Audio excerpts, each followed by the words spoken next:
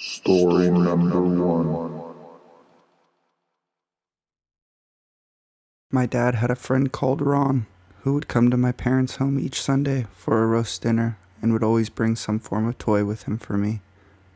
Naturally, I always looked forward to seeing Ron and seeing what Barbie or Skydancer I was going to get this week.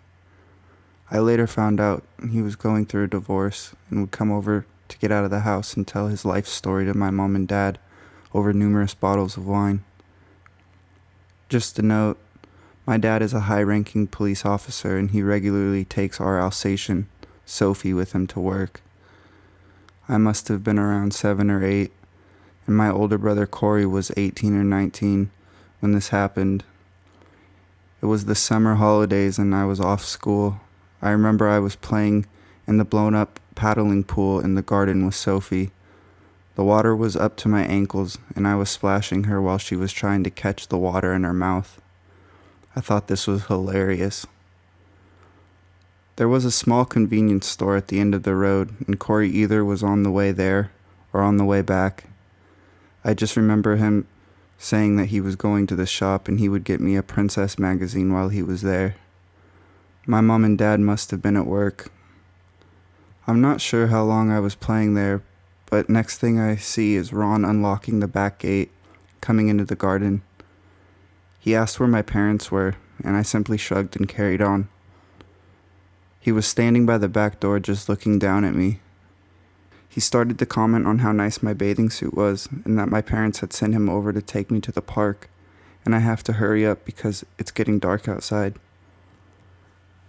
I suddenly became excited. I ran into the house quickly to get changed, and Sophie was right behind me. I was in the process of putting some knickers on when the phone rang. Running into my parents' bedroom, I jumped on the bed and answered it. On the other end was my mom. She said a terrible feeling had come over her, and she had just had an urge to call home and check on us. Corey is at the shop. Me and Sophie are getting ready to go to the park, and Ron is outside. He hasn't bought me a present this time, but he promises to bring me one next time. I gleefully giggled. It went all quiet on the phone. After a few seconds, I could hear my mom asking me to repeat myself. I explained that Ron had come over. I was getting ready to go to the park with Sophie and that I would be back before tea. The phone went dead. I straight away thought that I was in some kind of trouble. It sounds silly, but I thought that maybe I was taking too long. Maybe I should have been to the park already. Jumping up, I saw that Ron had climbed the stairs and now was standing on the landing, just plainly staring at me. All I had on were some pink knickers. "I'm nearly ready," I shouted. He took a step towards me and Sophie lunged straight at him. I remember hearing them both go down the stairs. I could hear her growling in a massive commotion downstairs. I thought, oh boy, I'm in trouble now, and ran down the stairs after them. Sophie had Ron's arm in her mouth and was sitting straight on top of him. She was still somehow growling and looking him straight in the eyes. That's when my dad and 2 of his friends came barging in the door. He simply had to say one word to Sophie and she let go of Ron's arm. It was torn to shreds. I seriously think I saw the bone. My dad took Ron away and nothing else was said. My dad did end up taking me and Sophie to the park that day. Many years later, Ron was brought up in conversation. Apparently, he had to have surgery on his arm where Sophie had latched on. In his car, they found an old bulky video camera, some rope, tape, and a large household knife. I asked if he's in prison now, and my dad just looked me straight in the eyes and said, he didn't make it there. Story number two. Well, let me start this story by saying this happened almost 3 years ago, when I was still pregnant of my first child and was living with my sister, since I had just gotten married and my mother's house had no space for another 2 members. Also, I apologize for not being very clear on the details. I'm trying my best, but it happened quite a while ago, so bear with me. I mostly stayed at home, with the occasional trips to the national park or casual strolls around the neighborhood. My husband stayed home until 6 p.m. and then would be off to work. It wasn't the ideal post-marriage scenario I had in my dreams, but it did the job. I can't quite remember if it was late or not, but one night I was home alone watching TV. My husband was at work and my sister was at the supermarket. It was all quiet until I noticed our water dispenser's bottle was almost empty, so I called the delivery service. I went back to watching TV, and after a few minutes I heard the doorbell being ringed. I was so relieved since I was dying of thirst at this point, so I made my way to the front door and noticed two things that raised some huge red flags for me. First, I could hear what clearly was a car engine, and I knew water bottles are delivered in a motorcycle with a small cart attached to its back. Second, I could hear someone on the phone saying something along the lines of, "We're here," or something. Now, my sister's house by no means was on a dangerous part of town, but it wasn't exactly the most peaceful neighborhood either. Burglaries were really not unheard of, and there has been some murders, although they were the result of heated discussions between drug addicts. Back to the story. I thought I was maybe overthinking the whole situation. Maybe it was some of my friends coming to visit me. I quickly scratched this theory when I asked, "Who is it?" And a raspy voice said, "Water guy." Not taking any chances, I slowly made my way back out the living room and slowly closed the door. They didn't ring the doorbell nor call me, but I could still hear the car engine and see their shadows from below the door.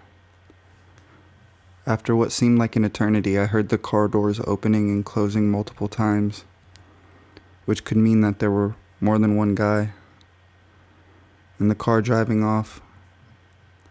I was still freaked out, but relieved that they were gone, whatever their intentions were. Not long after this, the water delivery guy arrived, and I'd asked if he had sent someone earlier, which he denied. My heart sank. I stood there while he delivered the water bottles, trying to find an explanation. Thankfully, nothing else happened, but some weeks later, I saw in the local newspaper that a group of criminals were arrested for attempted break-ins. Apparently, their MO was passing off as sanitation maintenance workers or other random services, and then forcefully entering the house after the owner opened the door. What scares me the most, however, was the fact that they knew I had asked for a water delivery. Maybe it was a coincidence, or maybe they were spying on me as I made the call, which isn't unlikely since I talk pretty loud on the phone. Either way, I'm glad I picked up the red flags and went back into the living room. Story number 3. Despite my love for all things creepy, I'm a skeptic when it comes to the supernatural. Before I get downvoted to hell, I would like to preface this by saying I'm trying to emphasize that I believe that there is a logical explanation for everything. That time I saw the black figure floating above me for about 5 minutes, sleep paralysis. That time I saw a pair of eyes reflecting some passing headlights in the cornfield across my house. A deer. But here is one that I have yet to find an explanation for, and maybe you can help. To give you some backstory, I'm from a little farm town that nobody's heard of. The road I grew up on was named after the great-great-great-grandfather of our church secretary's husband. Yeah, that kind of podunk town. It was the late 90s and I was probably 9 or 10 years old. My father worked third shift and was never home after 9:30 at night, and it was sometime in the late winter, probably January or February. At this time, I had a cat named Sassy. To answer your questions, no, she doesn't die in this story, and yes, I named her after the cat in the movie Homeward Bound. How original do you expect a 3-year-old to be? Sassy was the runt of her litter and incredibly docile. She never bit, never scratched, never hissed. At least not until this particular night. Our routine started out like normal. I'd gone to bed and was starting to drift off until Sassy decided to take her usual residence on my chest. I began absent-mindedly petting her as I worked on dozing off again, and and all of a sudden she stood up and hissed. I bolted upright, instinctively knowing something was wrong. I crept out into the hall just in time to hear a knocking on the door. As I came around the corner into the living room, I saw my mother frozen in shock and her hand still on the doorknob. There were two figures standing outside wearing what I would come to know as the Scream costumes. Time seemed to stand still, but the sound of my weight on the floorboards snapped my mother out of her trance. She slammed the door in their masked faces and locked it all in one swift motion. She dashed for the phone and herded me into the hallway, which was the darkest area of our house and the place where they would most likely be unable to see us if they were planning something.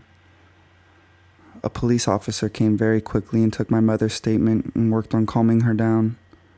He then patrolled the neighborhood for at least the next hour while my mother called the neighbors to warn them and to see if they had any similar experiences. Unfortunately, the officer never did find anyone lurking around our house or the woods nearby, nor did our neighbors have any similar experiences. I found this particularly creepy for two reasons. Normally, I would assume that it was just a couple of asshat teenagers playing a prank, but looking back, they stood well over the height of my 5'6" mother, and I suspect that they were adults judging by their build. Furthermore, why us? Why our house? There were dozens of similarly laid out houses. The only thing I can think of, now that I'm writing this out, is that if they had observed us, they would know that we were the only people on the block without a man at home at night. If they were looking to perpetrate some sort of crime, a mother and her young daughter would certainly be the easiest to overpower. It still gives me the shivers thinking about it, and my mother often refuses to speak about it when I bring it up. Sassy never did hiss again. May she rest in peace. I've heard numerous stories about animals sensing tsunamis and other natural disasters, but not this type of thing. I still question what prompted her to hiss so violently and what might have happened if she hadn't. Let's just say I'm glad I'll never know. And of course, to those masked creeps all that time ago, let's not meet again.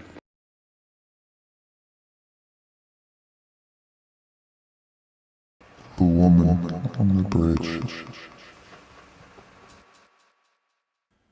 This is actually going to be my first Reddit post, and well, let's hope this story gets a good ball rolling. A few days ago, I was at my friend's house for a sleepover. Now, due to my mother being quite the paranoid person, I never really went anywhere, so this was pretty exciting for me. So I'm at my friend's house, and she's really excited and happy to see me. We hug and exchange some friendly conversation before she offers to take me to explore her town. For safety reasons, I'm not going to give the town name, but rather the province, Manitoba. I pack my bags into her room in the corner, and we agree to head out to go explore some neighboring woods and an orchard next to a field. It's currently turning spring here, so there aren't a bunch of leaves out yet, so you can see a decent distance into the woods. And well, for this incident, let's just say I wish the leaves were a bit more thick. She leads me through the dense woods, mostly fallen trees and bushes with hard branches until we come to a river. The water was flowing and it looked wonderful. This may not seem like much, but I rarely leave my house, so I enjoyed the little things like this. We begin to follow a beaten path along the river until we come across a large clearing. It was someone's backyard. Now in this clearing you could look straight across the river, and well, that's what we did. And that's also when we noticed him. Among the trees there were tied up tarps, and in front of them was this bare-shirted guy with a long scraggly beard. The instant we spotted him, he did as well. We held eye contact for more than a few seconds before getting the fuck out of there and onto the street. Feeling safe, we made our way downtown, still on the edge near the woods and such. We came across the town's train tracks. She insisted she'd show me them, and I agreed, and down the tracks we went. Not 500 meters from the road, there is this old wooden bridge, and that's where things got really scary for us. On the left-hand side of the bridge laid a body, motionless, and in a really awkward position. Seeing this, we stumbled back and proceeded to attempt to gain the woman's attention, but to no avail. In fear of the worst, I pulled out my phone and dialed 911 and explained to them we think we found a dead body. And during all this commotion, my friend spots a man coming from the woods. An angry, tall man. He walks faster and begins to yell and point at us. We couldn't make out what he was saying, but at the pace he was moving and the gestures he made, we didn't bother to stick around to find out. In fear, we fled down the road, operator still on the phone contacting the police. We hid in a nearby park as we watched the ambulance arrive and a single police car. We sat in silence as we watched more men move in, prepared for the worst. Minutes passed and the two officers emerged empty-handed. In curiosity and stupidity, we walk over to them and explain it was us who had called and asked what they had found. Nothing, the officers replied. Turns out there was no one there, the man nor the lady on the bridge. Unable to do anything more, they left and we continued our way uptown, making sure to avoid the woods. It still bugs me that I have no clue if that woman was okay or what the man did to her and where he took her.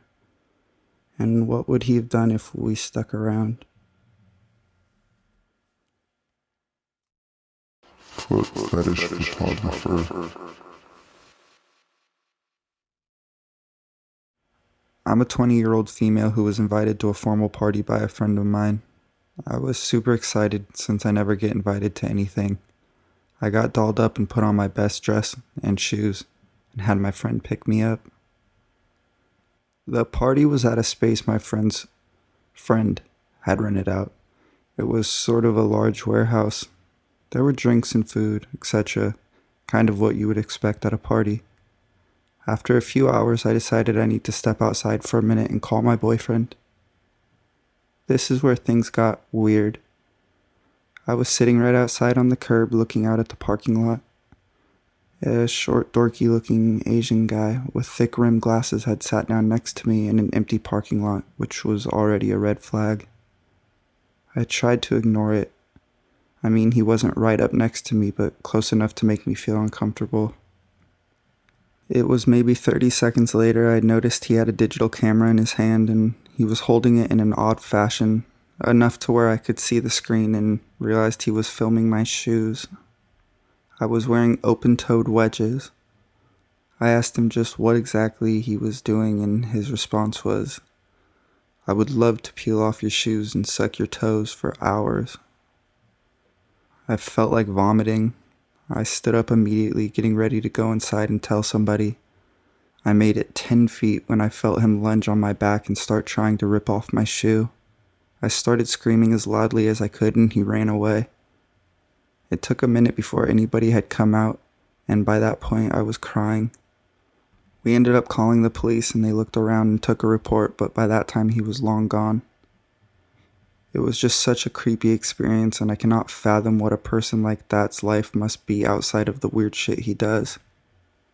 The police never contacted me again in regards to any information, so I have no idea what happened to him, and I hope he isn't pulling that with other people. Freaky fetishist, let's never meet again. My dad came a little late. This story happened when I was about 16. I've been a lurker here for quite some time, and this is my first post. Also, English isn't my first language, so please excuse any grammatical errors. When I was 16, I was very involved in dance, and I took classes at my local studio around 6-ish. The classes lasted around 2 hours and was located at an area known to be populated by gangs. I got out of class about 2.5 hours later that night. The studio started to close up and I was waiting outside on a bench. I texted my dad to come pick me up and stared ahead for a while, waiting for almost 20 minutes. By then, everyone on the road was gone. It was then that I noticed someone directly across the street from me. It was hard to see his face, but he seemed about 20-something. Although I was kind of weirded out by this guy, I brushed it off and continued to stare at the ground while looking at him from the corner of my eyes. If he walked right by, I wouldn't have been scared at this point, but he was just standing there, standing and staring directly at me. I looked up at him, and it was at that point he decided to come walking across the street towards me. My heart started beating really fast, and I stood up next to the bench and started fast walking away. He smiled and started sprinting towards me while screaming, "Come back here, girl. Come back here right fucking now." I was crying and running as fast as I could while he slowly started gaining on me. He was still screaming while I suddenly saw my dad's car pull up. He quickly got out of the car and yelled at the guy, "Get the fuck away from my daughter," and brought out the baseball bat that was in our car. The guy backed away slowly and then ran off. I'm so glad my dad was there at the right moment, or else I don't know what could have happened. So, creepy guy that tried to chase me, let's not meet again.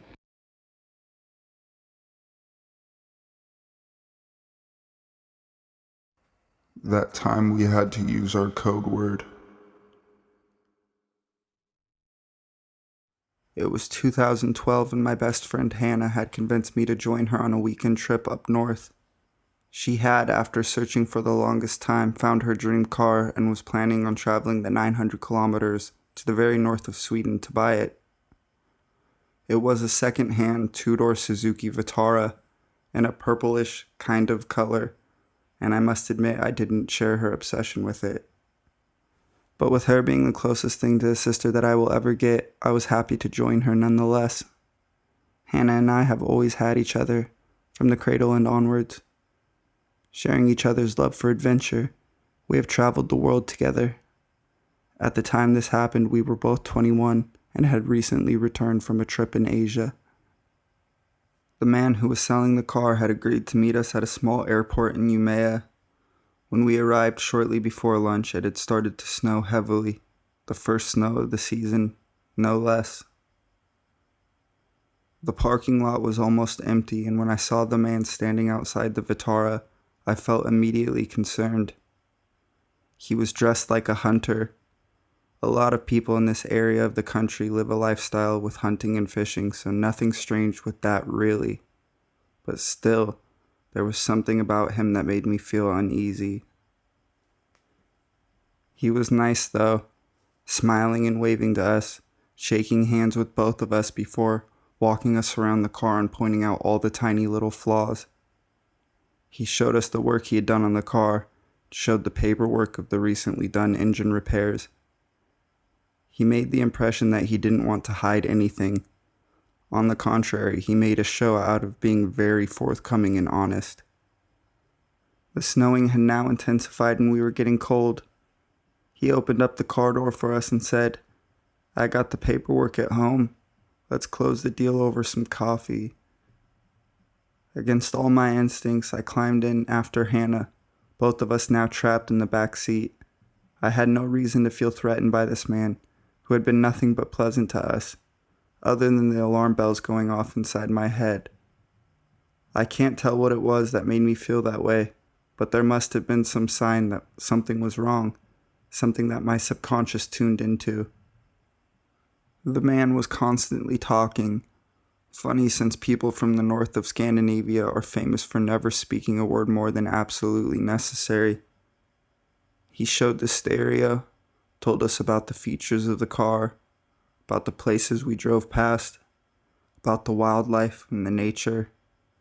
There was not a silent moment. After about 20 minutes, I started to notice that we were in no way moving in the direction of civilization. Instead, it seemed we were driving further and further into the vast wilderness. It struck me that he had us in the back of a two-door car, driving us in unknown territory, and no one knew where we were. I looked at Hannah, who was happily listening to the man telling stories about the area, and I noticed she didn't look at all worried. Maybe I was totally overreacting. We drove past a group of people standing by the side of the road. Hunters planning their day or taking a break maybe. This truly is a very different Sweden compared to the city. The car finally stopped outside a small wooden cottage with no neighboring houses, apart from a small cabin that we drove past a few hundred meters down the road, but it had looked empty. We followed the man inside. He was still talking nonstop and continued to do so until the moment the door closed behind us. Hannah kept asking things about the car, and I could sense that her voice had a new undertone now, a thin, sharp tenseness that made me wonder if she too had started to feel that something wasn't right. "I'll put the kettle on," he said, and as he passed us to go into the kitchen, he let his hand touch Hannah's hair and smiled smugly. "May I use the bathroom?" I asked politely and made my way to the door with the little red heart on it. I was washing my hands when I saw something in the stained bathroom mirror. Something was hidden behind the water cistern. I pulled out a rolled up plastic folder, and as I turned the pages, I felt my blood run cold. It was very violent porn pictures that looked like they had been cut out from magazines, and that they were glued to the paper surrounding by cut-out pieces of handwritten text. Put together, it made a horrifying story about how a woman was lured into a car with the promise of getting to buy the car cheaply, and then it quickly turned into a horror story. I know this will sound silly, but when we traveled together, Hannah and I had used a code word for whenever we felt it was time to get out of a situation. We had never needed to use it, just joked about it, but now it came in handy. I walked out of the bathroom and looked at Hannah and said, "Potatoes. We forgot to buy potatoes, and that's too bad because, good God, do we need some." The look on my face must have told her that the situation was no joke, and she said, "Oh, should we go get some as soon as possible?" "The sooner the better," I replied. Hannah, always pretty and charming and capable of great acting, casually walked over to the man in the kitchen, tapped his shoulder, and said, "Excuse me, but I was wondering if I can go have a quick look at the cam belt." He huffed something about it being in good shape and handed over the keys. We got into the car and sped off faster than the weather strictly speaking allowed. We left the car at the airport and hoped we hadn't made a terrible mistake. What if he reported it stolen? It would be embarrassing to explain to the police, but nothing happened. He didn't follow us, didn't report it in. We had to take the train since we had no plane tickets. The original plan had been to take the car home, and we didn't want to linger close to the airport in case he came looking for us. Later, Hannah asked what had made me use the code word, and I told her about what I'd found. It might have just been a fantasy, a sick game, and maybe he never would have done anything to us. But right then and there I was convinced we would die if we didn't get out. Thank God Hannah didn't need any convincing or proof, just the code word. I truly think that if we hadn't talked about it so many times before, about how we would handle this situation where we needed to get out fast, things would have ended differently. Both of us knew that if either of us ever used the code word, it's time to get out, no questions asked, just move.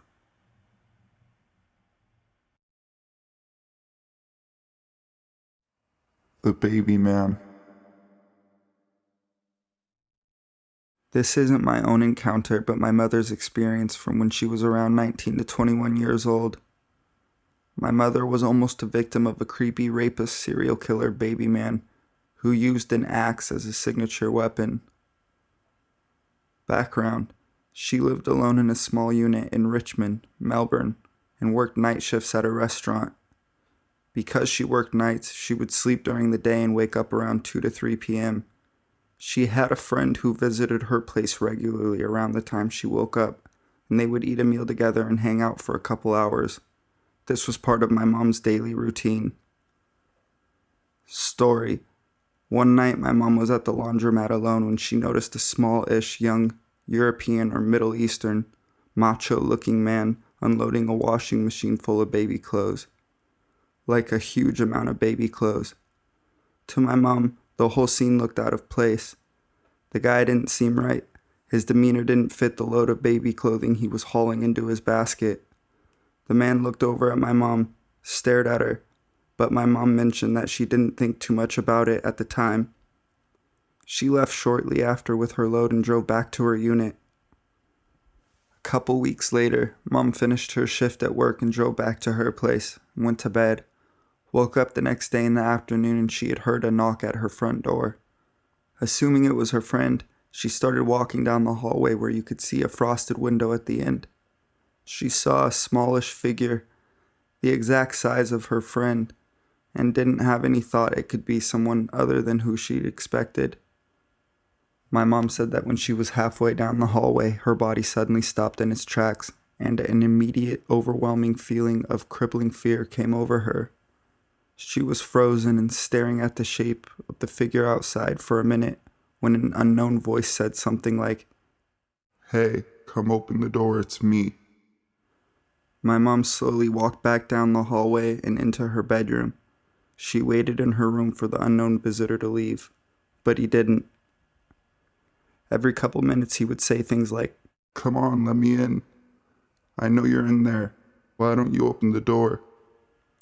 According to my mom, she waited in her room for maybe 2 hours listening to the stranger calling out to her. She couldn't call anyone because the phone was in her kitchen and she didn't have the bravery to leave her room, as the unit was tiny and easily accessible. She was afraid the person outside would hear her and find a way to get inside. She mentioned that after waiting for so long, she couldn't handle the cold temperature of her room, as she was barely wearing anything. Note, she had only been sleeping beforehand. She finally got the guts to jump up and bolt from her room to the kitchen, which had a back door. She ran out the back door and down the street behind her unit. She had a neighbor who she was friends with and went straight to their place. She explained what happened, and they both looked out this person's window, which had a view of my mom's unit since their street was a U-shape. They could see the stranger still standing at the front door of my mom's house. It was the same man from the laundromat a few weeks earlier. They called the police, but the man left before anyone came. After the incident, my mom stayed at her parents' house for a few days. Soon she felt that she was safe to go live in her own unit again. A couple weeks after moving back to her unit, she begins receiving notes under her door and on her front steps. According to my mom, the letters had strange things written on them. She never told me what was written, but she mentioned that sentences and words were extremely amateur, as if they were written by a 6-year-old. Letters were squiggly, written back to front and arranged in strange sequences. My mom would give the notes into the police station, and they weren't treated as much of a threat. This continued for maybe a few weeks or a month. One day, my mom woke up in the afternoon after a previous night shift. It was just another regular day, but she felt that she needed to go and spend a night at her parents' house. She left, spent the night, and got a call the next day to find that the strange man from the first incident had returned to her unit around the same time she left, made his way to the back of her unit with an axe, and immediately started axing down her back door like a madman. He was seen by a neighbor who called the police. However, the man left before the police came.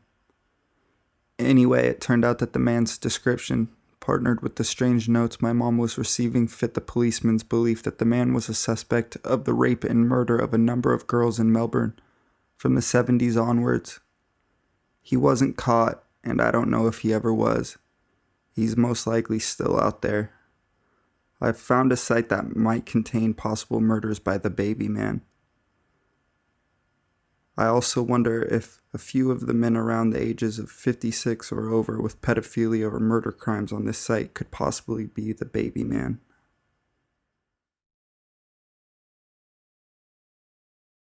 My neighbor was in my attic. So around 10 to 12 years ago, in England, I lived in a little 2-bedroom house on a long road. It is a terraced house, on a long strip of other terraced houses. Back in the day, all the attics were joined and you could literally travel through them. Years later, they realized it was a bad idea. Fires spreading, burglars, etc. And so all the attics were bricked up so each house was secure. One night I was soaking in the bath when I heard a noise above me. Thinking it may be an animal or something, I just ignored it. This went on for a few weeks, only it was getting to the point I would only hear the noise when I was in the bath or the shower or getting changed. I got a friend to check the attic and he told me he didn't see anything. He just stuck his head inside, which confirmed my animal story. Not much happened after that for about a month or two. When one night I was alone, I was getting ready to take a shower, and as I was heading out with friends, I heard the same noise above, when all of a sudden the dogs started going crazy, barking and looking directly above me. Clearly I was freaked out and decided to get ready at a friend's house. The next day I was outside my house when the neighbor shouted to me. Now my neighbor is creepy as hell, small, stinky, strange looking with a hint of crazy in his eyes. He asked if I was okay. Being polite and trying to show him he doesn't really bother me, I said yes and went about my business. Just as I got to my door, he asked if I got to my friends okay. At first, without thinking, I said yes, thank you, and smiled and waved goodbye. When I got inside my house, I realized that he could not know I was at my friend's unless he heard me on the phone, and as I was so creeped out the night previously, I was practically whispering to my friend. Anyway, I rang family members, told my dad, and they all came around. They turned the lights on in the bathroom, but kept all the other lights off. Opened the attic door and you could see 2 lights shining right through the top of the attic. 2 little holes. My bathroom ceiling was quite dark, so I never noticed them. My dad went in. He was gone a while, and when he returned, he was blazing angry. He ignored everyone and walked straight outside to the neighbor's house. We heard him shouting for the neighbor to open the door, but he was not at home. I asked my cousin to go up and check it out. When he came back down, he told me that the walls separating the attics had been knocked through. Most of the brickwork was on my side, so it had been knocked through from the other side. We called the police, but they told us there was no proof he had done anything. The neighbor told the police he never used the attic, and the previous tenants may be to blame. Clearly, he was to blame, the old dirty pervert. I don't think I have ever been so disturbed knowing that the dirty pervert had been watching me for all that time. I never stayed in that house again.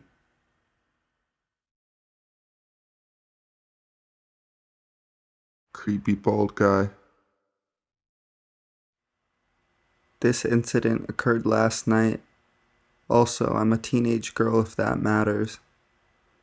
It was around 6:30 and just getting dark. It's winter here, and I was leaving a friend's house to return home for dinner. I usually walk home a lot later. I roughly get to my friend's house at 8 p.m. and leave around 10 through midnight. My friend lives in the part of town where all the housing commission is. This means lots of druggos, low-income families, and a lot of Indian and Middle Eastern families. As you leave my friend's house, you exit her cul-de-sac and walk down the longest street that turns into a T intersection. Both sides of the road leading up to the T have paved footpaths, and both are very, very dimly lit. I usually walk on the left side, which is also usually the brightest side, seeing as I have to turn left when I get home.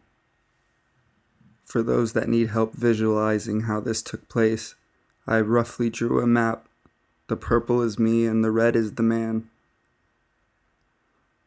As I was walking towards the T intersection, up above on the opposite side of the road in the shadows, I could see the silhouette of someone slowly walking the direction I was coming from. I'm usually very attentive when I walk home, thanks to all the stories on this subreddit, so I noticed him right away and probably a lot earlier than he realized.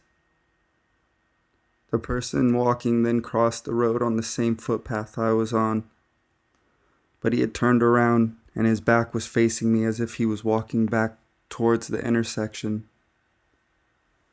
I could see the man. He was short, Middle Eastern looking, bald, and wearing a tracksuit. And as he reached the pavement in front of me, he kept looking back at me and slowing down until we were almost next to each other. I noticed I had at least a couple inches on the man and was bigger in comparison to him. I'm roughly 5'7", 180 pounds. He looked about 5'4" or shorter. I stood back a step and he turned to look at me again, but this time we were face to face and less than a meter apart. Unsure of the man's intentions or if I was being paranoid, I loudly asked, "Can I help you?" He just looked at me kind of shocked, stopped, and kept watching me as I passed and kept walking. "Oh no, I thought you were someone else." As soon as I got to the intersection, I turned left and sprinted the rest of the way home in case he was following me or there was a car or other men waiting around. Not sure if I was mistaken for somebody in a shady drug deal or if he had more sinister plans, but I don't understand why he'd be walking the way I came, then cross the street and change direction to end up in front of me.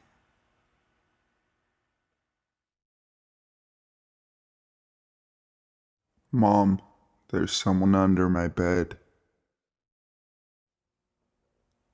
So after being hooked on this thread for the past few days, I've decided to post my own story from when I was 5 or 6. The story starts in the summer, circa 1990, in a Dallas suburb. As a child, and still today, I was very whimsical and didn't pay much attention to anything that didn't concern me in the moment. It was a summer day, and I was playing in the backyard. My mom had to run some errands, so of course I stalled and waited till she was walking out the door until I finally dragged ass to join her. "Did you shut the sliding door?" she asked. Not remembering or caring at all, I said yes, and about our day we went. We arrived back home sometime early evening around 6. As we enter the house, the sliding door is wide open. Of course, my mom scolds me, and me, truly not remembering, apologize and go about my business. As the night winds down, my mom tucks me in and goes downstairs to run a bath. So like any 5-year-old, the last thing I do is go to sleep. As I lay on my bed with my micro machines and making goofy kid noises, I feel my bed move slightly. I immediately pause and look around. I quickly dismiss it and go about my usual kid business. A few minutes later, the end of my bed lifts up and slams back down. Of course, I did what any 5-year-old would do, screamed like a fucking banshee. Then in the dark room, my bed starts moving and a shadow slowly tries to rise from the foot of my bed. I stood up and Olympic jumped all the way to the door and met my mom mid-stairs. As I hysterically tell my mom what happened, we run to the kitchen and quietly call 911. We kept it short and ran to the car and waited outside for the police.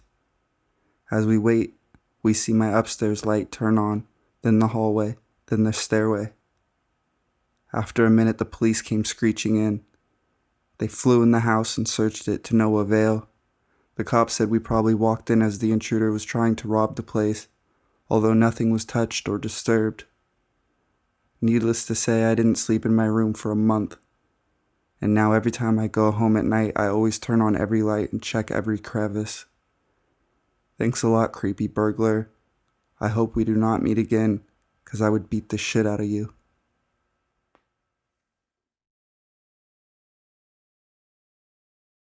The walks to school. This happened 4 years ago, when I was in grade 8 and my little brother was in grade 4. Back in grade 8, my brother and I would walk to school together every day. This started in, from what I recall, April, and of course involves a fucking white van. Me and my brother were off to school, walking down a relatively busy street, and the last street before the street that the school is on. Always cars going up and down, with houses on both sides of the street, and always a lot of kids and their parents walking to the school also. I noticed a white van. Immediately made me skeptical driving down the road when I turned around to see what the car was driving by. When it drove towards us, it slowed down a little bit right beside us, then sped off. The same thing happened on the way to school the next 3 days. I started to get kind of pissed at this guy. It is now a Friday before the weekend. Yay. I'm walking to school with my brother. My little brother gets ahead of me because I had to tie my shoe. And what do you know? The white van pulls up and slows down right beside my little bro. I immediately look at the license plate as I was getting prepared for the van to show up. I get the license plate number on my phone so I won't lose it, and the van speeds off again. This really started to creep me out like 8 times more than it did before. I didn't let my brother out of my sight for the rest of the walk there and asked him if he noticed that white van always slowing down beside him. He said, yeah, it's kind of weird. I guess at his age he didn't know the gravity of the situation we were in. After school the same day, I'm walking home with 3 other friends and my little bro is like 15 feet ahead of us. My friends and I are just talking about stupid shit and I notice the white van drive by. I take a glance at the license plate. Same one as earlier. I immediately call my brother's name. Noah, come here and walk with us. He turns around and walks with me and my friends. I told him that the white van just drove by, so watch out if you see it. I told my friends all about this fucking creepy white van, and my friend Troy says that he has my back no matter what. We go through the weekend without having anything happen with the white van, so I suppose he doesn't know where we live. It is now Monday morning, again walking to school, but we both see no white van on their way. I'm thinking to myself that maybe the guy has finally stopped for the love of all that is holy. Until we get to school and I see the van parked on the other side of the street. My little brother didn't notice it and I didn't tell him because I didn't want to make him scared. Now I'm really fucking pissed. He has the nerve to creep on my little bro like that, and now fucking creep on him at our fucking school. I immediately go to Troy and my other friend Brady and ask if they remember the white van. They say yes, and I tell them that it's parked right down the street. I ask them to come with me to confront him. They both say yes. So we walk up to the van, and Troy knocks on his window, and the man rolls it down. He's wearing a cap, sunglasses, and has a gray beard, breathing really heavily for some reason. I immediately get some creepy as fuck vibes from the prick. I decide to take out my house key and wrap the lanyard around my hand and put the key in between my pointer finger and middle finger, just in case something happens. Troy asks him in these exact words, in a pretty intimidating voice. Would you like to explain why you are such a fucking asshole and following his little brother to school every fucking day? Huh, prick? Please explain. The man immediately turns on his truck and drives off. Doesn't even say a single word. I yell, that's right, you fucking pussy bitch. Drive off like the fucking cockmuncher you are. And that felt really, really fucking good. When we got back to school, I told my teacher about the van and he says he will keep a watch every morning. We didn't see the van for the rest of the day. The next day I arrive at school with my little bro and notice that the fucking van is there again. As I walk up to my teacher, he asked me if that is the van I was talking about, and I said yes. And the school immediately called the police and they show up. The school is basically in a court, so there is only one way through vehicle transportation, so there was nowhere for the prick to go. The police confront him and guess what? We never see the fucking prick again. Thank the Holy Spirit. The police told my mom and she got extremely mad at me for not telling her, as she told me she would rip his balls off before he even saw her coming. I felt like such an idiot for not calling the police or telling someone else earlier, as it would have taken care of the situation much earlier. But I'm happy that he got taken care of because I don't know what I would do if my little bro got taken away by some pedophile, and I can't think about what could have happened to him if he had been taken by him. I also have my friends to thank for at least trying to help. Me, Troy, and Brady are still best buds, and we hang out a lot. They will always be my brothers from other mothers. I hope for his sake I never see that prick again, or I might actually kill the guy because the world would be a better place without those assholes.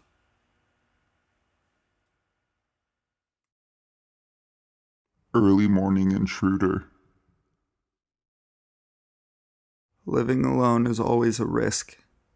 I just moved to a new city and was getting used to a new routine. My old job meant working from 7 a.m. to 9 p.m., and I was luxuriating in a regular 9 to 5 with completely free weekends. One of these weekends started the worst way I could imagine. I woke up early as I typically did. Bad habit. I wanted to run in a nearby park, but it was too dark. I made coffee, got dressed for my run, and decided to relax on the couch and read until it was lights out. Some backstory. This apartment, I don't live there anymore, was a garden-style apartment, the ground floor of a 4-story townhouse.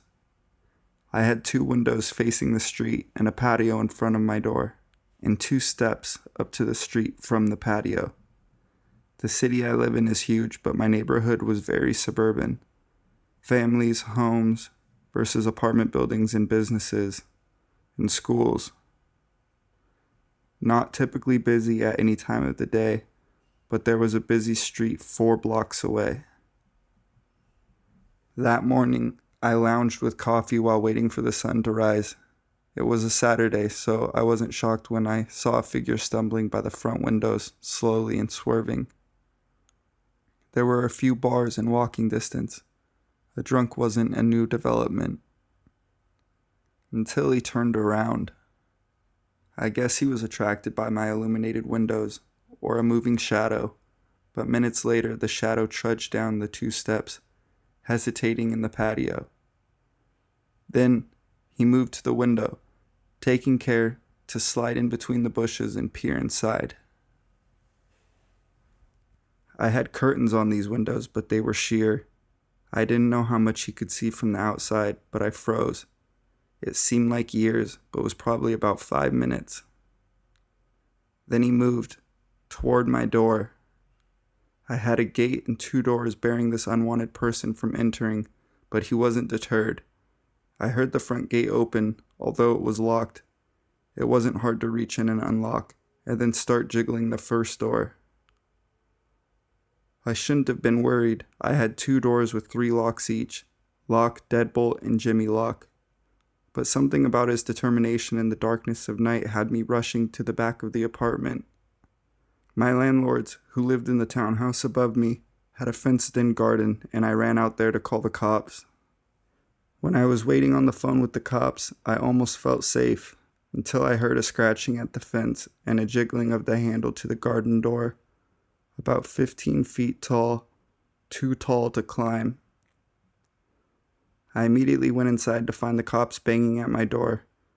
I sent them around to the garden entrance, but they never found the guy. Just a dirty screwdriver on the ground. I never got an update, so I assume this guy never got caught or tried breaking in anywhere else in the neighborhood. But either way, let's not meet.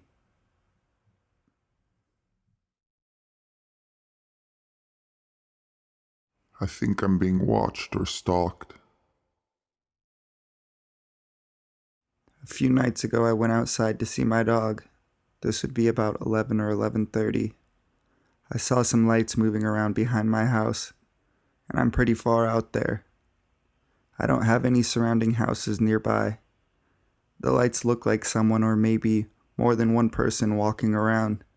Then the lights just went off. I thought, maybe traffic from far away. Bright headlights or something. I don't know. So 2 nights ago, my dog is barking like crazy.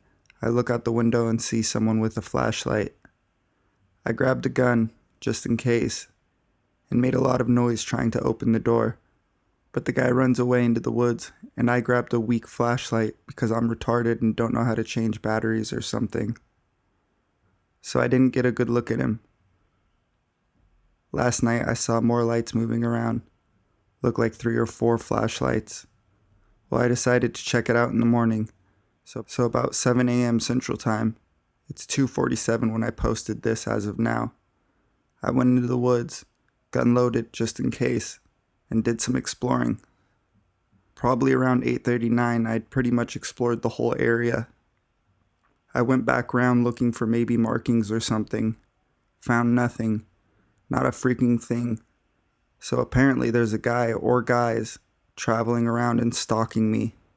Or maybe not. I don't know, but it's pretty terrifying. I don't know if I'll have plans to investigate again, but I will definitely keep an eye out and see if they come around. I always trust my gut. I went to college in a town with a big university where I attended a second school with about 5,000 students and a technical college.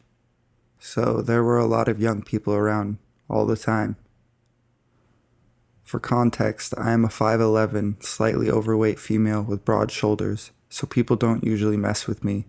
But I do get the occasional creeper that says, "I'm a tall, cool glass of water," or "dim legs," / other body parts. I lived a few blocks from campus, so it was not uncommon for me to walk to and from classes. However, one night I had met with a group for a class project after class, and we were later than I thought we would be, so I had to walk alone around 10 p.m. in the dark. I was fine on campus, and about a block after leaving campus, I got a gut feeling that something was wrong. I knew there was someone following me, and I know most of the town was shut down. It was a small Midwest place. Everything closes at 9 p.m. during the week. A pizza place was open, but I had just passed it. I looked ahead and there were two girls walking ahead of me with a pizza, carrying it back to their apartment or wherever. I decided better to embarrass myself than to be a victim. I yell, "Hey friends, wait up." These girls were total strangers and they turn around expecting to find a friend, and instead what they saw was a strange girl flagging them down, and behind her a guy in a hoodie who stopped walking. They both got gut feelings that something wasn't right and decided to play along. "Hey girl, on our way to Brandon's party, you want to walk with us?" I caught up to them and pretended I needed to get something out of my bag, so we stepped to the side, and they were both giving me a freaked out look. At that moment, the hooded man passed us with this look of hatred. His eyes burned into mine and he continued walking. I ended up going to the party with my new friends. Later that night, we got a campus alert that a student had been attacked a few blocks off campus, and the description matched the guy that was following us. We contacted police and the guy was eventually caught. I still talk to those girls occasionally, though we live in different parts of the country now. But I am glad that I never met that man.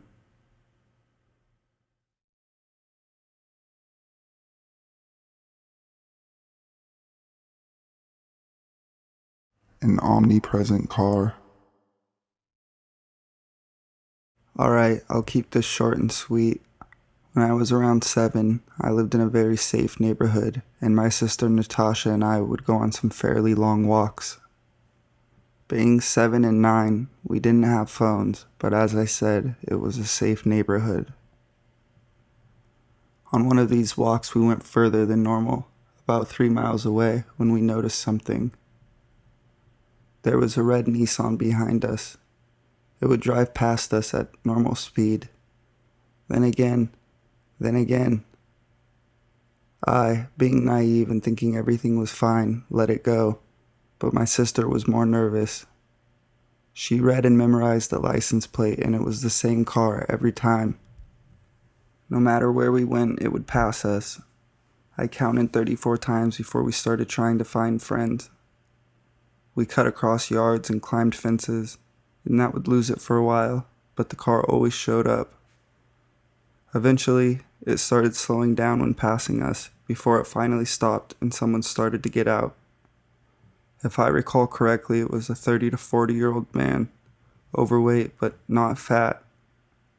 And when he came up to my sister, she screamed her head off and yelled at me to run. I ran past him as he tried to catch me but got away. My sister managed to somehow end up on a roof and was safe. I have no idea who it was and what he wanted. The person who owned the house my sister climbed on top of. She just told me as I'm writing this she climbed a tree and jumped onto it.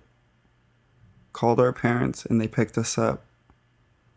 Looking back, it was the second scariest moment of my life. second only to falling off a cliff, which I didn't know had water under it. Two legs in the doorway.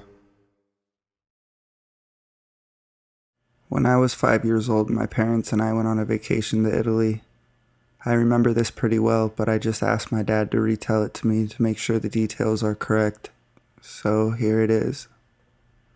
We stayed in a few different hotels around Italy on our vacation, and at one point we were staying at a hotel that was made up of a bunch of different smaller buildings, not one central building. We were staying on the second floor, and our room had a big bedroom and bathroom, then a door to a sunroom, and then a balcony. My parents slept in the big bedroom while I slept in a little bed in the sunroom.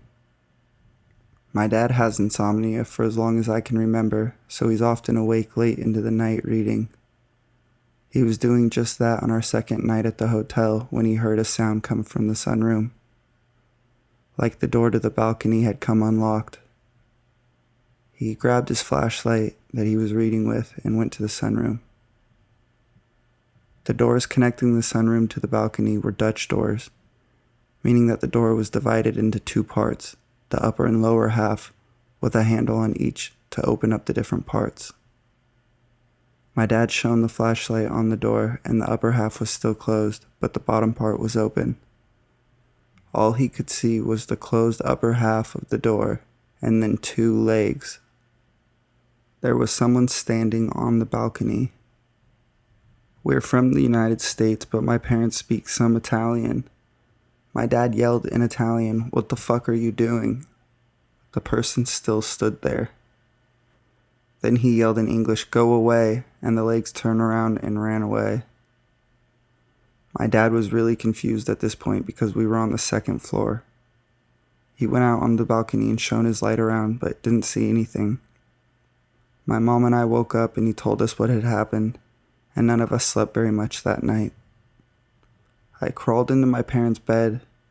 All I remember from that night was that lots of mosquitoes had gotten into our room when the door opened, and I woke up with lots of itchy bites. The next day, my dad told the people at the front desk what had happened. It was a small hotel, so the owner was there. She did not believe a word he said. According to my dad, she told him it was simply not possible, and that would never happen at her hotel. He was shocked. We went and looked around the building we were staying in to see how someone might have gotten up to our balcony. It turns out that the whole side of the building was covered in lattice with no plants growing on it, so it was basically a ladder that anyone could easily climb up to our balcony. We went to get breakfast at the hotel and my dad told our waiter everything. The waiter replied that he had heard similar stories many times, that it was something people complained about a lot. It's pretty strange that the owner basically told my dad he was crazy when it turns out that it was actually a common occurrence. We left the hotel that day. I remember being really thrilled by this story as a 5-year-old, and I told all my friends that I was almost kidnapped in Italy. My parents told me that wasn't true and that this person probably just wanted to rob us, but who knows? Maybe I was. Thank God for my dad's insomnia and Dutch doors, right? Creeper at Hy-Vee. I don't get out of the house a lot. Not many friends, and between having a son and husband, I don't have a lot of energy. So I always get super dressed up to go grocery shopping. It's my one big outing. Last summer I had on this super cute yellow dress with some Aldo high heels, and I was in the organic section when all of a sudden this old man comes over.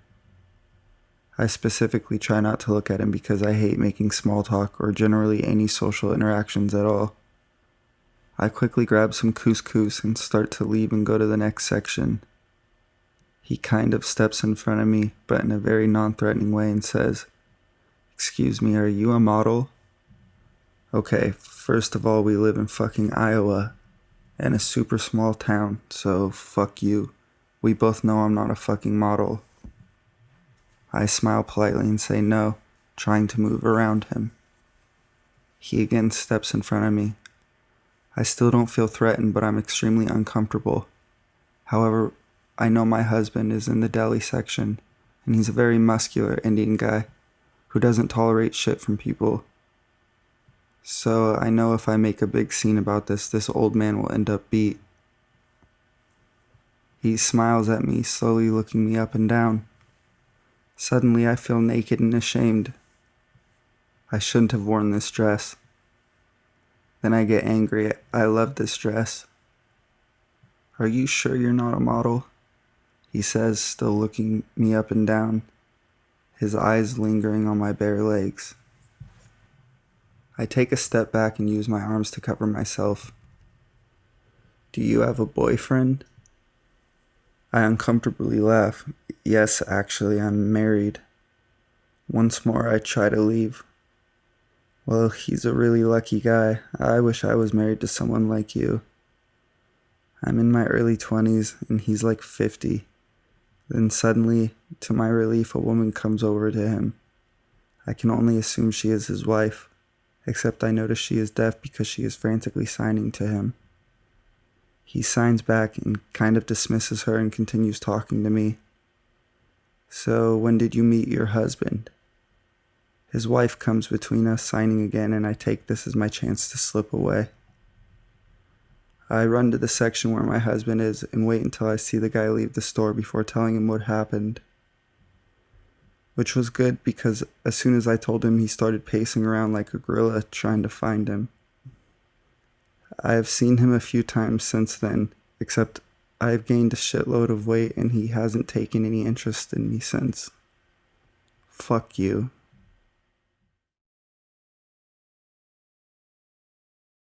Cambodian creeper. Long-time lurker, first-time poster, and all that jazz. English is not my first language. Bear with me. Anyway, on with this story. My school hosted a trip to Cambodia, a long way away from where I was from. 14 students and I, along with 3 teachers, had all decided to go on the trip. We planned to stay there for 7 nights. We stayed in a hotel for the first 3 nights, and everything was fine, and no one really ever had to leave the hotel unless everyone on the trip went together to see the temples and whatnot. On the 4th day, we went deeper into Cambodia, and we were placed in a camp near very unfortunate and poor families, and our goal was to help them. I was put in a room with 4 other guys, Maddie, Marco, Maxie, and Sullivan. Nothing really happened on that 4th night, but the next morning we went to the nearby villages to help out the unfortunate families. That's where I met Han. He was a 20 to 30-year-old male whose English was better than the average resident. He was very nice and harmless, and he really got along with everyone on the trip. Eventually, me and my roommates all left to head back to the camp, but I had this very weird feeling that we were being followed. I look behind me, and to my surprise, Han is right behind us, just following us back to the camp.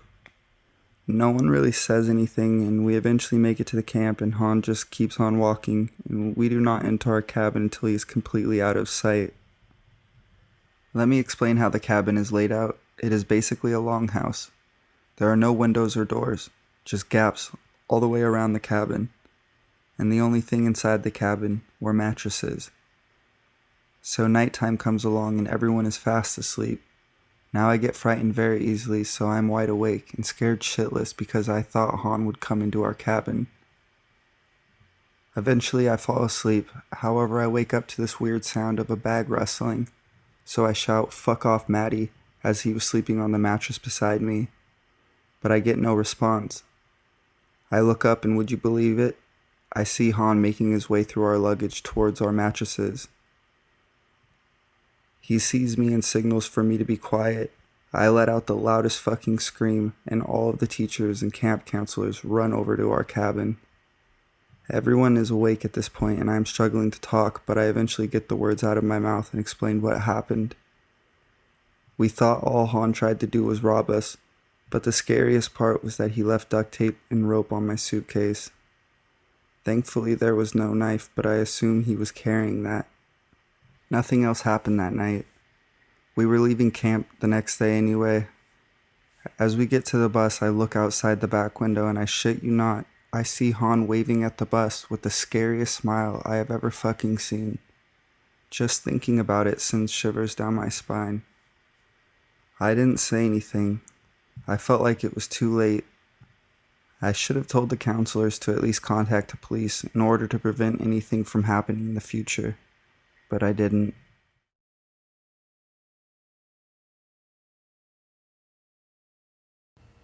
Story number 20. I just moved into a basement suite. Every time I went out, I would lock the deadbolt but not the door handle. But when I came home, a lot of the time the deadbolt would be unlocked and the door handle would be locked. At first I thought I was just confused about which one I had locked, so I started paying more attention. It kept happening and I realized someone must be going in and out. I assumed it was the landlady and was annoyed but didn't say anything at first. Then one day I came home and found the wrong lock locked. Again. I went in pissed off and opened the fridge to get something to eat. There was a book in the fridge that I'd never seen before. I collected old books and this one was published in the early 1900s, which creeped me out completely because it was like it had been left there for me. I finally called my landlady and asked if she was going into my apartment and told her what had happened. She freaked right out, said that the last person who had lived there was a really creepy guy with mental health and drug problems. She got all the locks changed that day and it never happened again.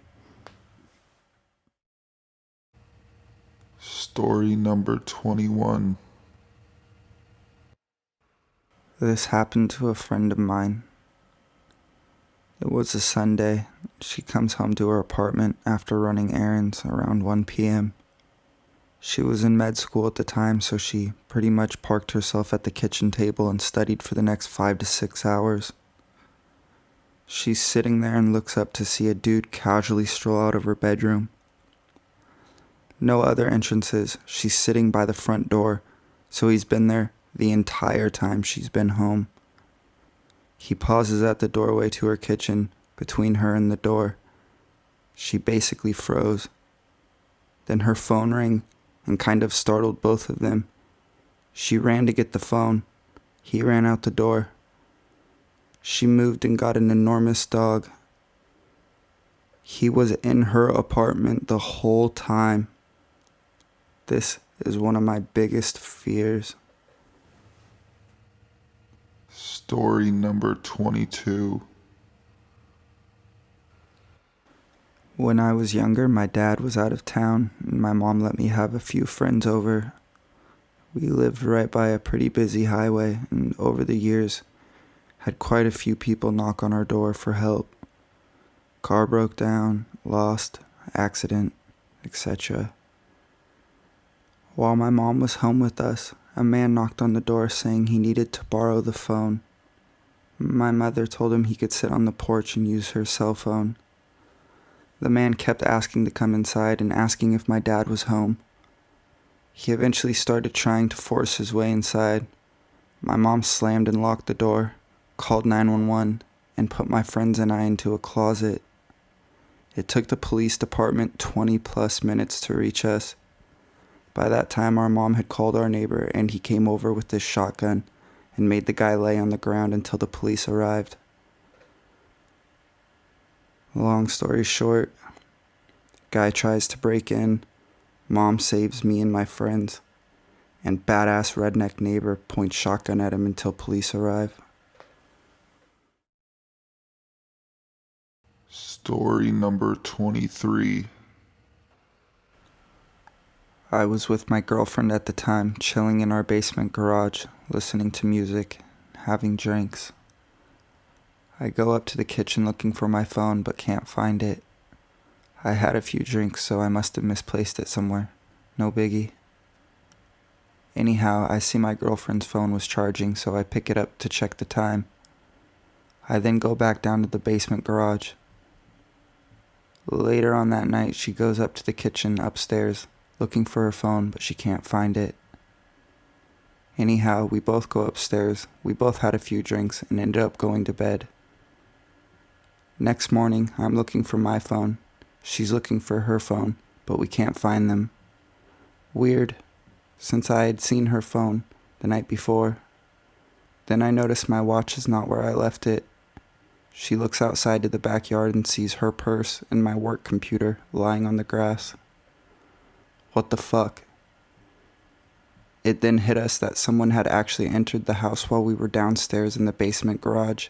And not only that, they were actually hiding when I came up to get my phone, since I had checked hers, and it was missing the morning after. Goes without saying that I changed all the locks, put motion detection lights in the backyard, and put a locked fence. It's one thing to be robbed, but it's another thing to be robbed while you were in the house.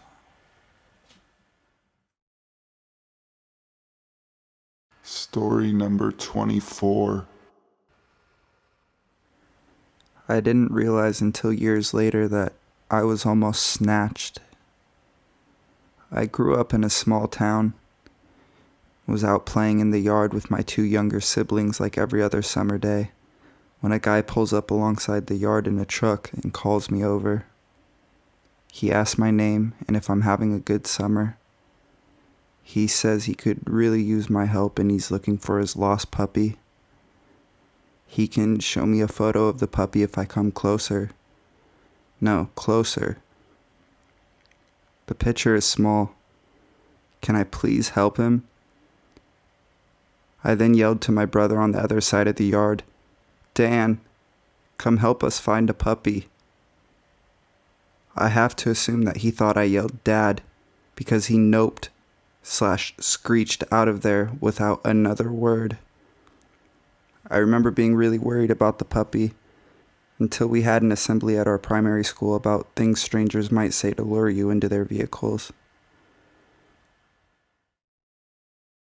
Story number 25. When I was about 14, my parents left me alone overnight for the first time. I grew up in a small farming community, so my parents really had nothing to worry about. They left and I decided to take an awesome bubble bath and paint my nails like all girls everywhere, obviously.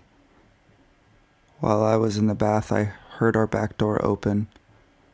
I thought I was hearing things, and besides, I had locked all the doors per my mom's orders. But then I heard the kitchen floor squeaky spot. I didn't know what to do, so I just went under the bubbles and left my head out. I saw two shoes through the crack between the door and the floor. I could hear a person breathing. They stood there for about 30 seconds and then walked away. I heard the door slam, but I didn't move. I just stayed there until the water was freezing and cried. Then I got out and called my grandma, checked the doors. The back door was unlocked and the lock hadn't been messed with or broken.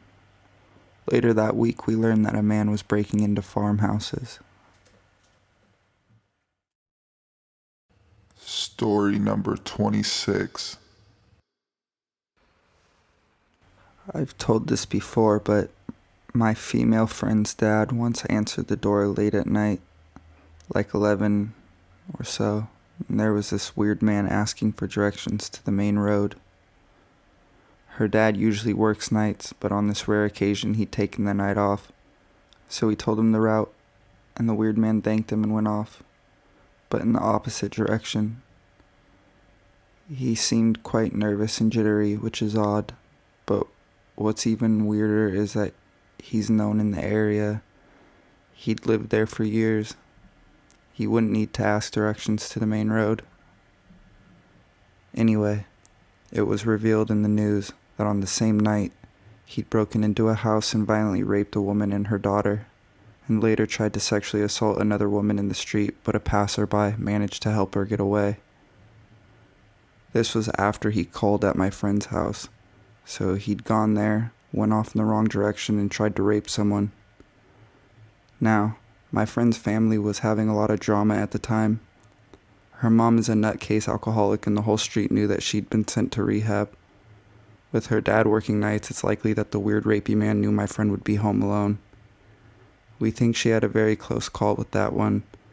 If I can find the story on the news, I'll add it in.